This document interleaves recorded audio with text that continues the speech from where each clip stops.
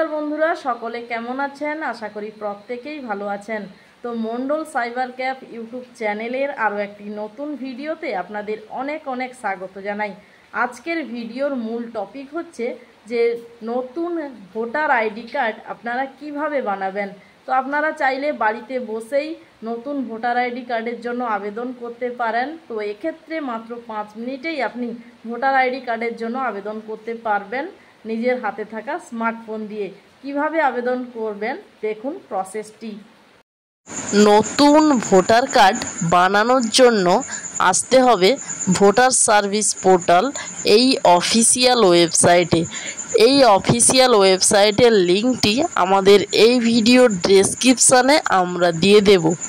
তো যেহেতু আমরা নতুন ভোটার কার্ডের জন্য আবেদন করব, তো সেক্ষেত্রে new registration for general electors এইটাই আমাদের ক্লিক করতে হবে। এখানে ফর্ম নম্বর 6 এটাই আমাদের ক্লিক করতে হবে।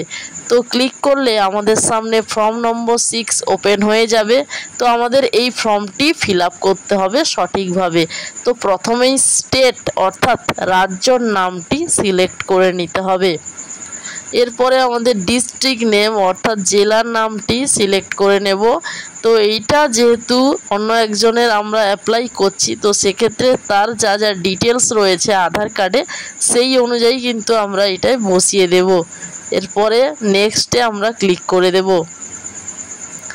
নেক্সটে ক্লিক করে দিলে এখানে পার্সোনাল ডিটেলস অর্থাৎ যেই ব্যক্তির ভোটার কার্ডের জন্য আবেদন হচ্ছে তার ফার্স্ট নেম, মিডিল নেম এবং লাস্ট নেম এগুলো বসাতে হবে। অর্থাৎ ফার্স্ট নেম এবং সারনেমটি আমরা বসিয়ে দেব আধার কার্ড দেখে দেখে।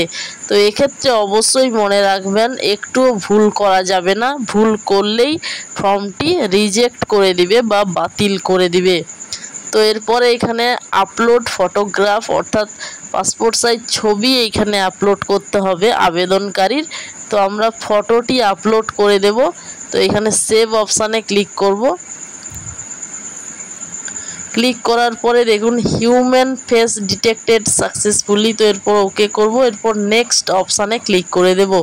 তো এইখানে আমরা আমাদের ভোটার কার্ডে কার নামটি রাখতে চাই, ফাদার না হাজব্যান্ড না ওয়াইফ।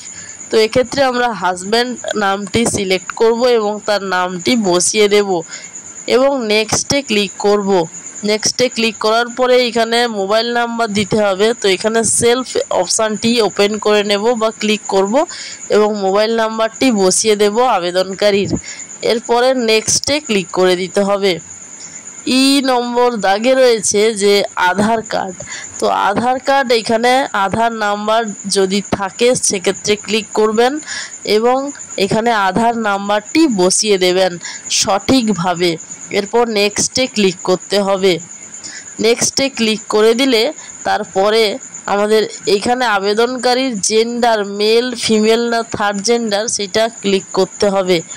ক্লিক করার পরে নেক্সট করলেই ডেট অফ বার্থ ডিটেলস এখানে দিতে হবে। তো এক্ষেত্রে ক্যালেন্ডার ওপেন করে আধার কার্ডে যে ডেট অফ বার্থ রয়েছে তো সেই ডেট অফ বার্থটি আমরা বসিয়ে দেব এই ক্যালেন্ডার থেকে সিলেক্ট করে। তো এখান থেকে আমরা জন্ম তারিখ অর্থাৎ ডেট অফ বার্থটি সিলেক্ট করে সেট অপশানটিতে ক্লিক করে দেব। সেট অপশানটিতে ক্লিক করে দিলে এখানে দেখুন জন্ম তারিখ বসে গেছে।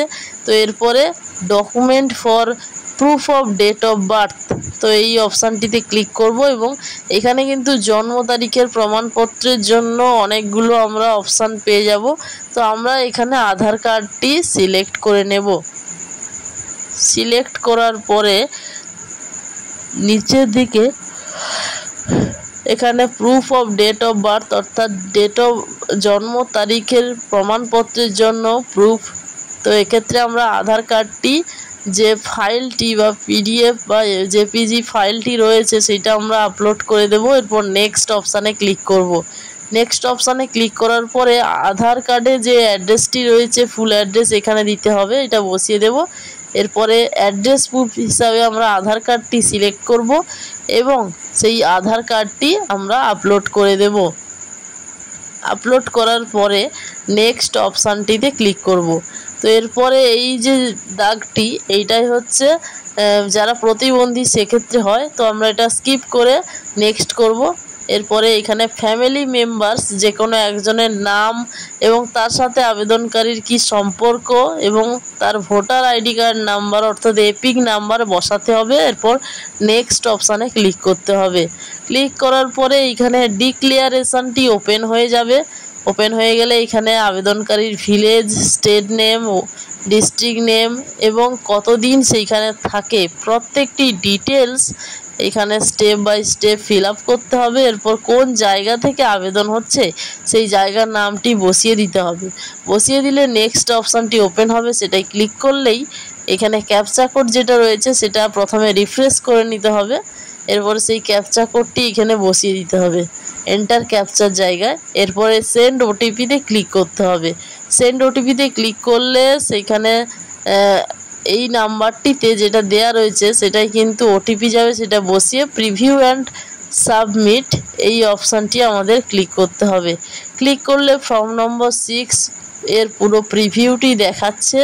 তো এরপরে আমরা সাবমিট অপশানটিতে ক্লিক করব। সাবমিটে ক্লিক করার পরে ইয়েস অপশানটিতে ক্লিক করব। ক্লিক করলেই আমাদের ভোটার আইডি কার্ডের জন্য দেখুন আবেদনটি সাকসেস হয়ে গেছে, অর্থাৎ আবেদন প্রক্রিয়াটি কমপ্লিট। তো এরপরে কিন্তু হিয়ারিংয়ের জন্য ডাকা হবে।